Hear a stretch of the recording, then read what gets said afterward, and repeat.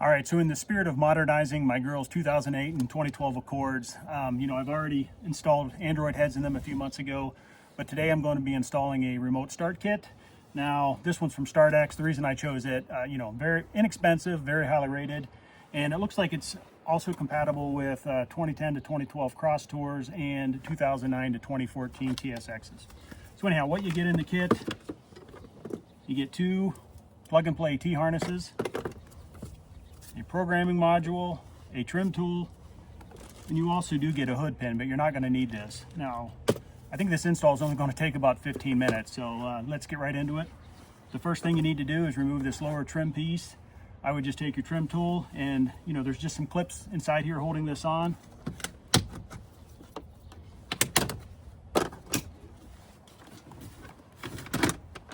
It popped off.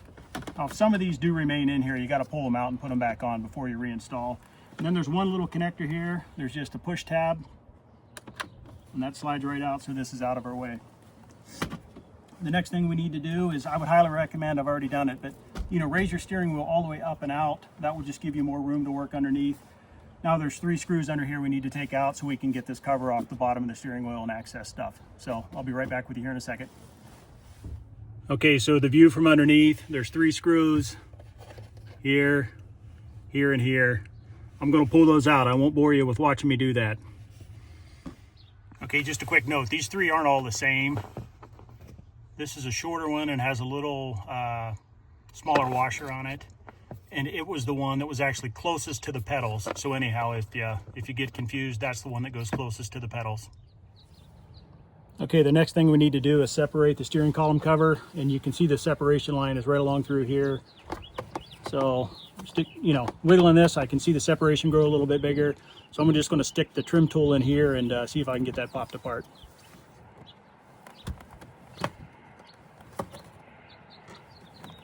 There it goes.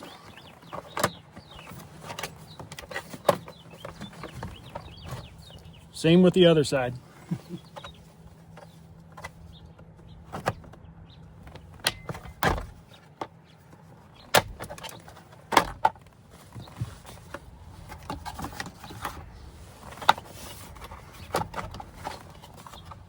And you probably need to move the lever down. Yep, there you go. Drop the lever and then this slides right off. Okay, we're now ready to connect the 2 T-harnesses. Now underneath the steering wheel, we're dealing with this one and this one. And apparently that one may be green. Now to get this one out, this is actually the one that's going to replace it, but there's a little tab on the back side here. You squeeze that in and then that will slide out.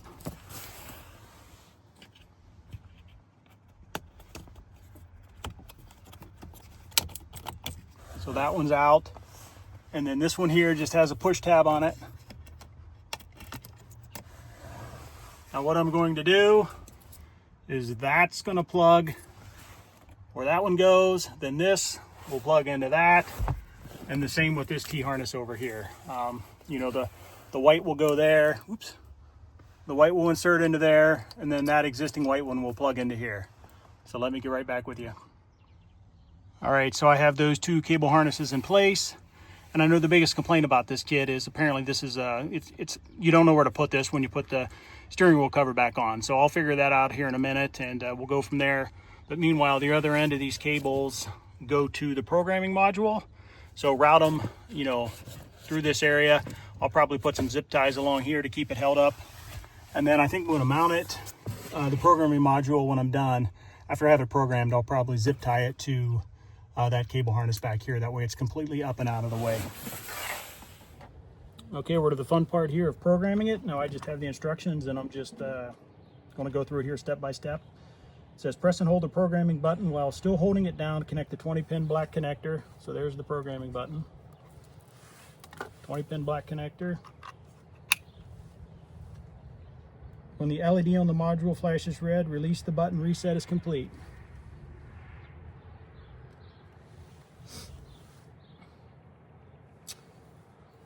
Okay, connect the remaining 2 connectors followed by the programming below. So blue to blue.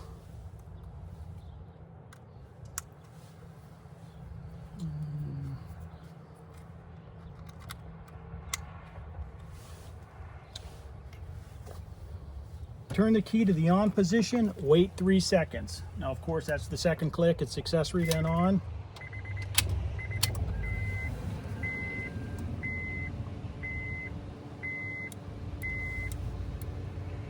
And LED on the remote should go green. LED may go green after step 1 or step 2. I did see it go green. Turn the key to the off position. Press the unlock on the OEM remote. And start the vehicle and wait 15 seconds.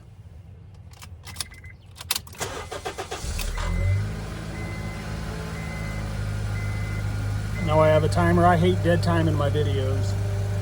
I guess this is a good time to tell you the links below, and if you enjoy the video, please feel free to use that link to buy, and also, you know, like and subscribe. Okay, we're at 15 seconds. While the vehicle is still running, press and hold the brake pedal. And press and hold the brake pedal, press and release the module's programming button. Release the brake pedal.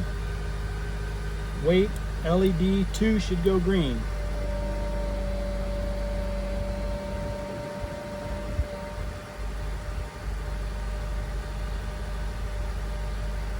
Turn the vehicle off.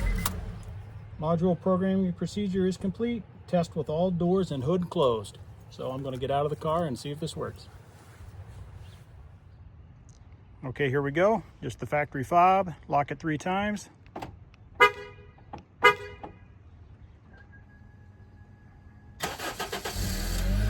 right.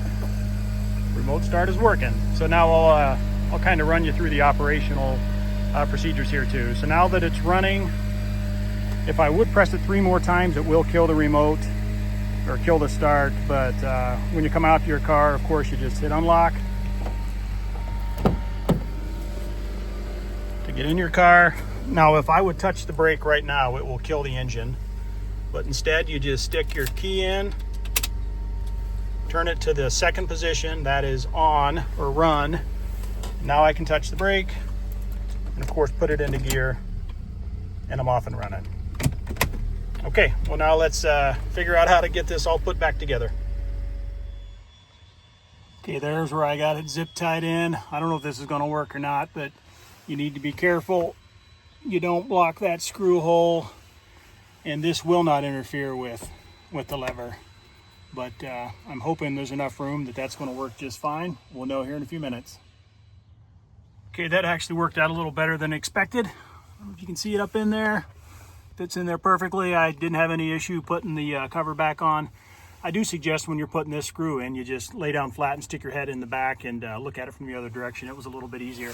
So anyhow, very straightforward installation. My daughter's 2012 will be next. Again, I'll put a link in the description, and I'll also put a link for these Android heads. That was a very simple install too, and the girls just love them. Once again, thanks for watching.